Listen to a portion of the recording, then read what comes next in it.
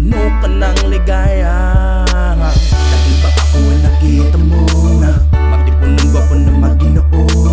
Sarap ulikin ng puso mo kung mamarapatin mo lang. Akin ka na lang, huwag kang magtiwala sa ibang mambobola, papaera, papaiyakin ka lang niya.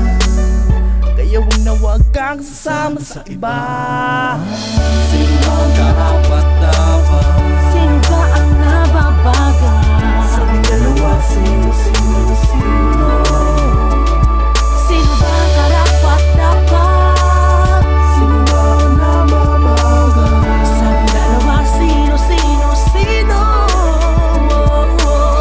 Hey girl, pwede ba akong makipagkilala sa'yo? Maaari ko bang malaman kung anong pangalan mo? Pakibigay mo na rin pati number mo. Wag ka teka, pasensya ka na miss kung kakapalan ang aking mukhay sagad-sagad.